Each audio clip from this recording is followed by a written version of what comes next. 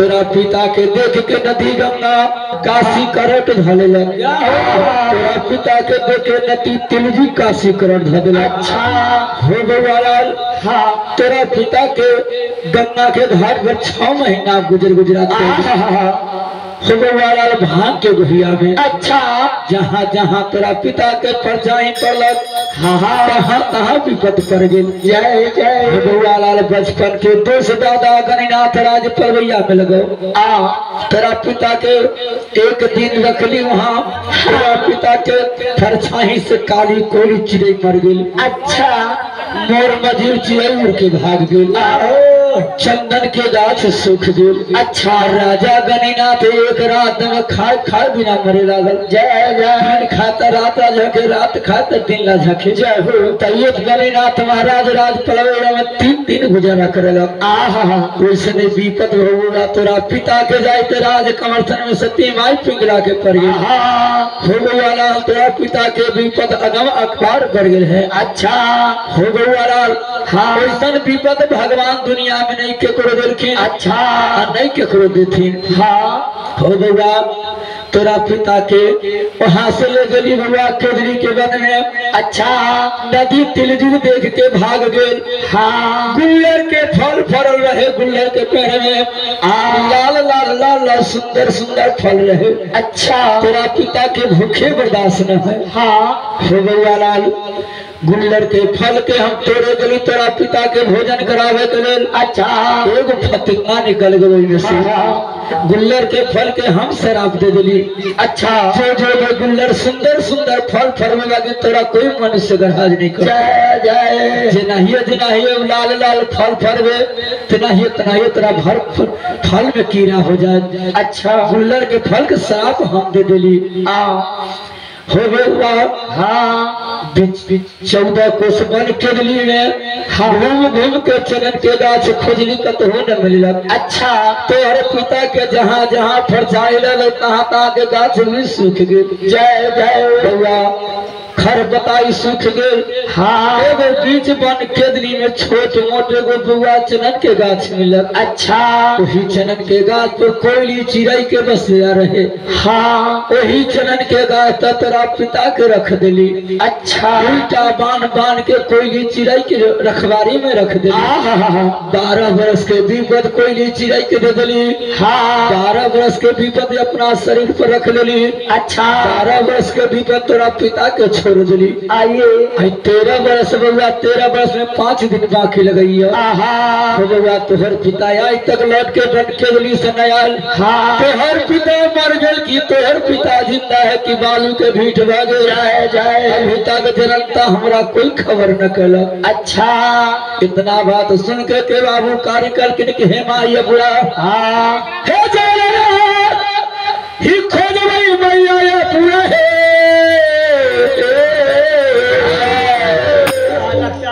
हे पिता के उपदेश सवाल है मैया हे नहीं करो वही पर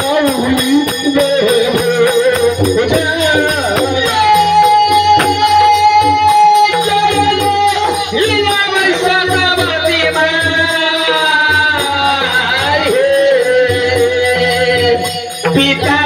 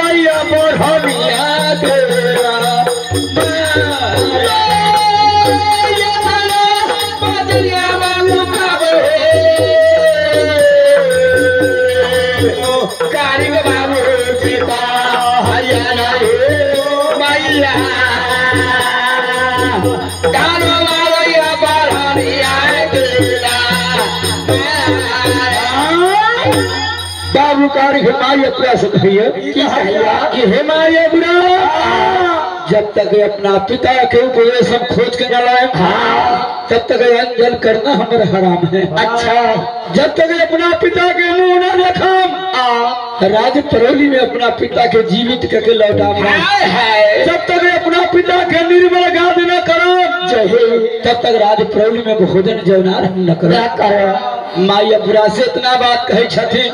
हाँ, वही समय में सांझ संझट के बेर भगल है। अच्छा, माता धान 7 बरनी सवेरे 7 बरनी साँझ के उठाना कर लिया। अच्छा, नित्य दिन के वही समय में बरनी के मार खाए के समय आ गए है।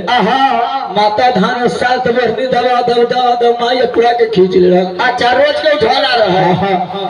बाबू कार्य के बरनी के मार देख करके माई अबुरा से कहियो कि हे माई अबुरा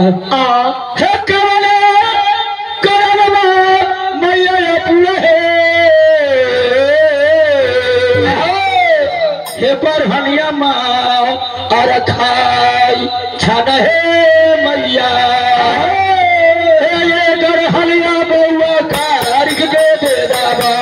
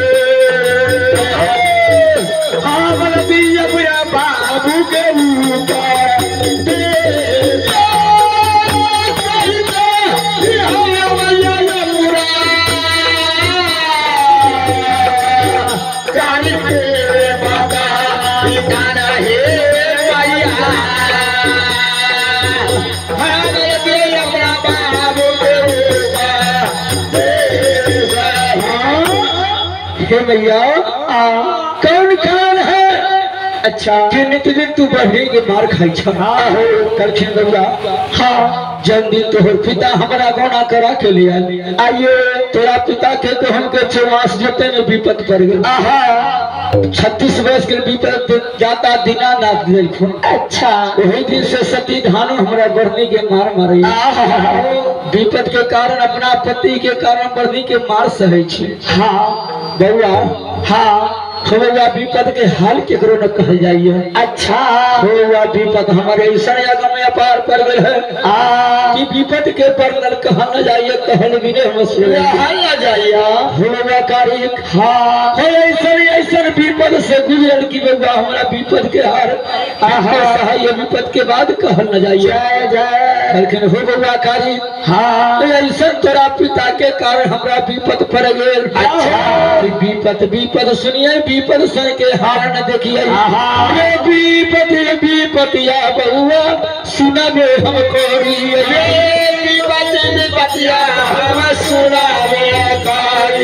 विपति के हाल बउआ जो न बोल कलिए हाल बउआ जल बोल कलिए जौने बिना पिता तोहर गौना करल जौने बिना पिता बउआ गौना करल वही दिन विपत परबे करेला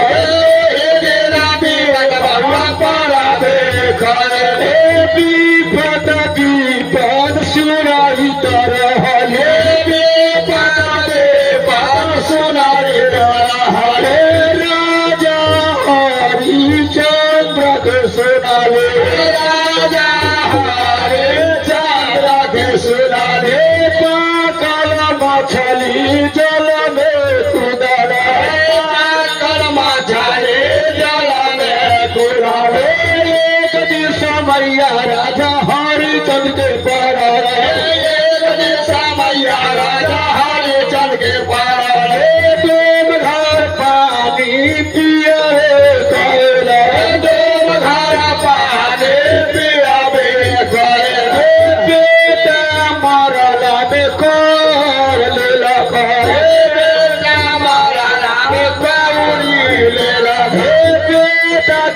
उतारी न बेनाले कैला बेटा के उतारी बेनाले न कैला सारे विपतिया अंधाया दिखे सारे विपतिया अंधाया दिखे जीना करो सारा मान सागर में मरल सारा मान सागर में मरल सारे विपतिया राजा दशरथ के सारे विपतिया राजा दशरथ गे माला छुमान पान गिरा रे माला छुमान पान गिरा ऐसे विपतिया राजा राम के सारे विपतिया राजा राम के पिया हरण भेला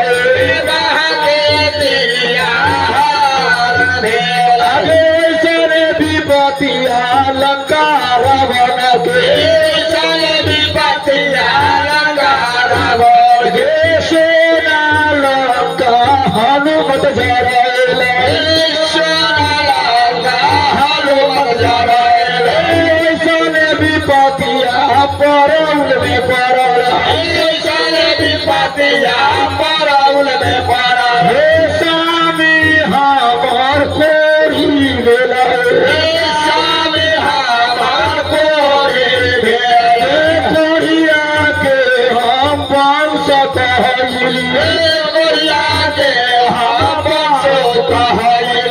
स्वामी बदला भी बदल लिया स्वामी के कारण भी पता पड़ल स्वामी के कारण भी पता पड़ल राजपाल भैया भी पद पड़ल राजपाल भैया भी पद पड़ल सती बाजिन बनल बाजिन बनल वैसने विपतिया सती पिंगला के वैसने विपतिया सती मैया पिंगला के बाली तो कुमार रहल बाली तो कुमार रहल हो बलकारी कसुनबे करवे सुनावे कर हे बउआकारी खपतियो माना हे बउआकारी खपतियो माना हे ऐसने विपतिया जरता देलक ऐसने विपतिया जरता देलक जर के भगला जियबे कैला जर के भगला जियबे कर हे जर के भगला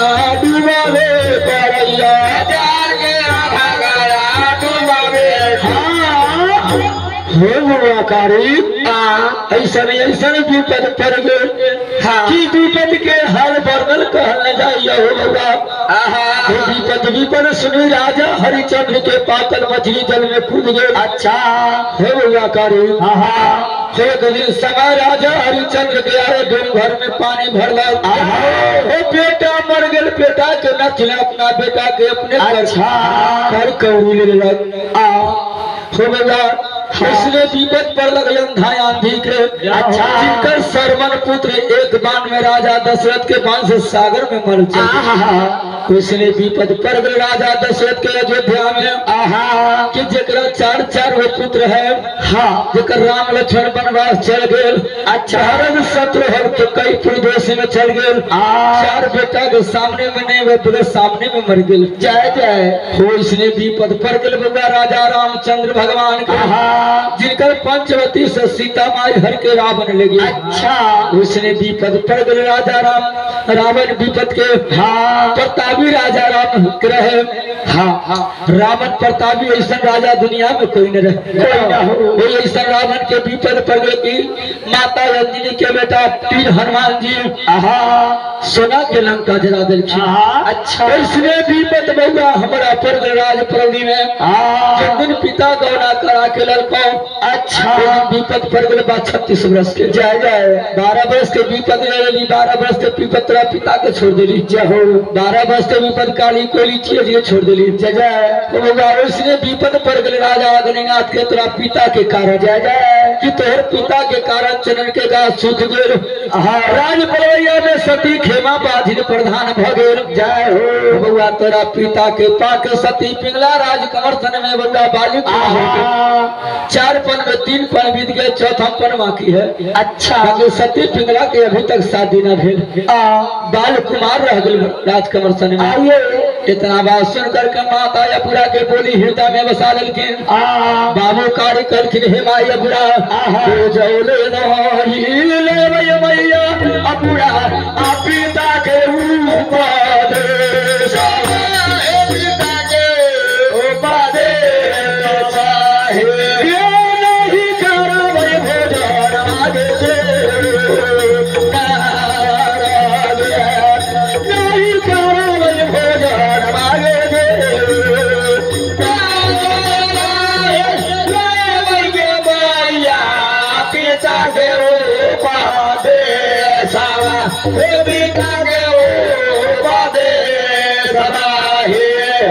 नहीं करो भोजा मांगे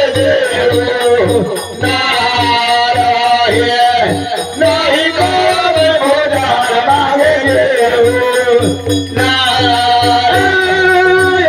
मैया के बतियो नया बाबू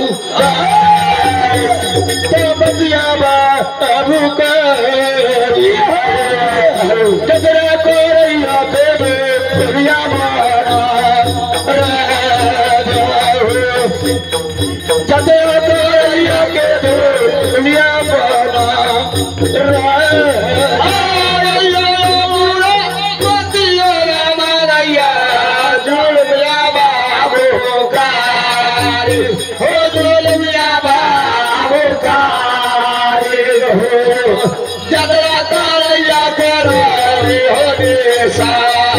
राज से हो जगरा गोरैया के दुनिया हो पाना राज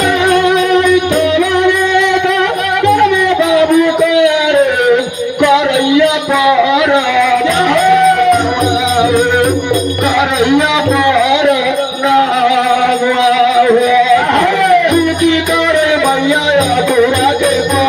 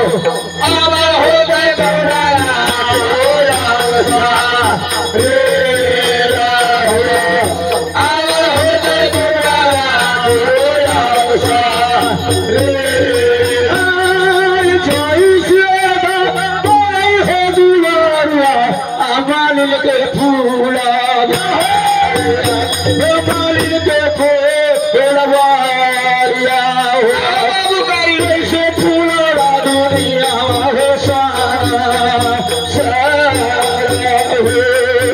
ऐसे फूलोड़ा दुनिया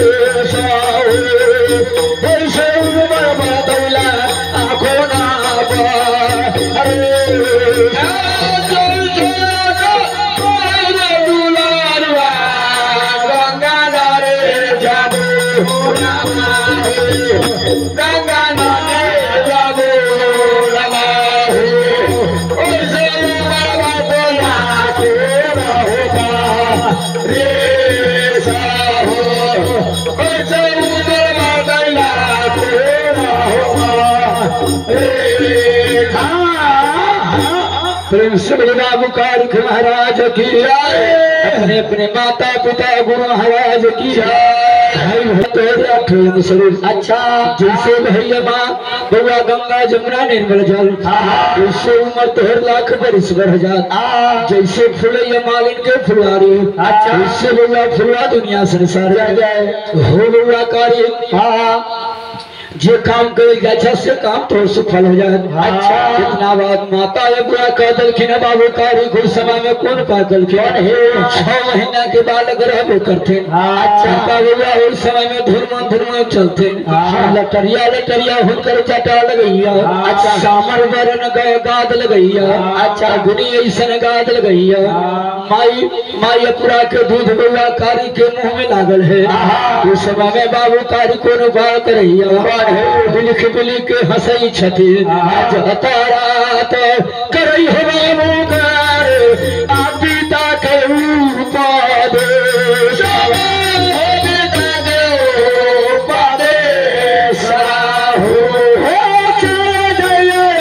बाबूजी के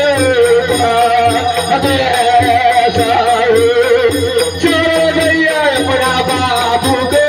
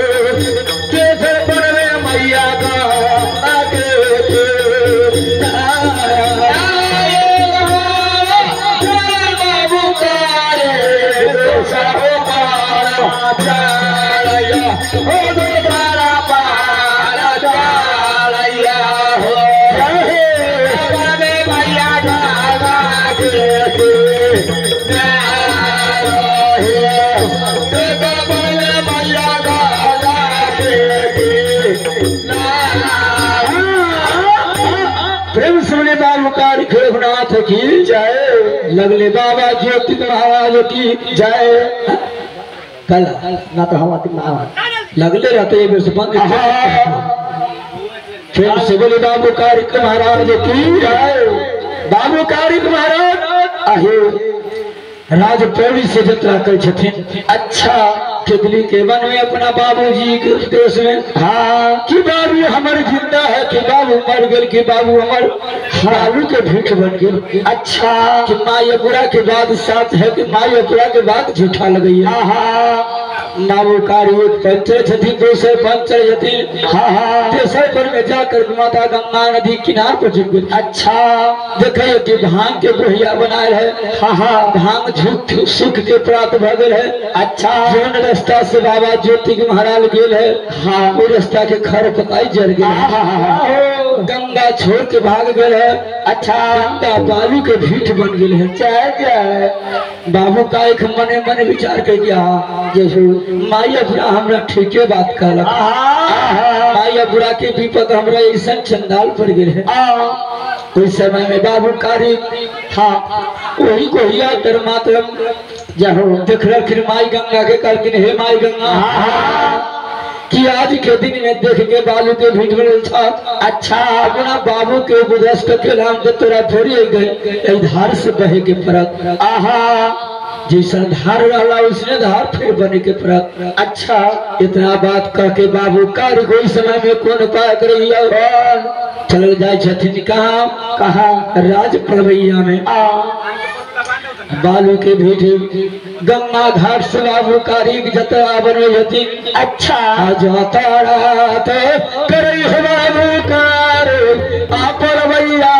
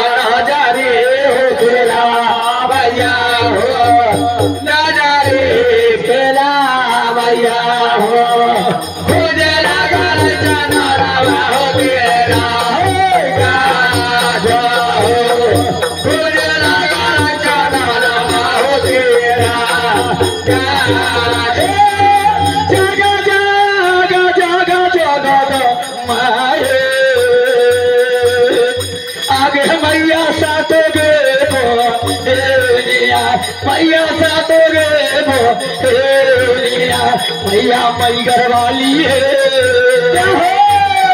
खबर लेके जो दो हीरा में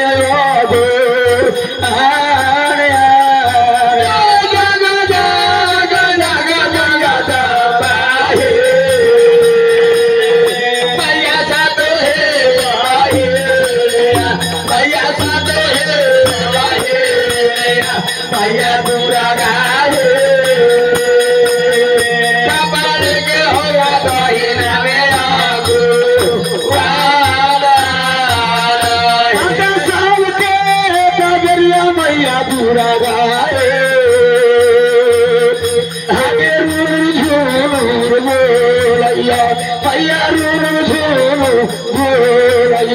सातों बहनी दूर लागे हमारा बेरिया उठा दिए कार प्यार बेरिया मैया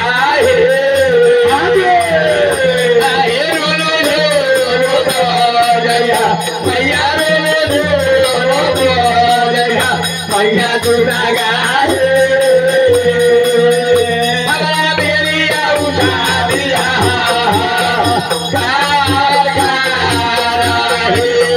हमारा होलिया उठा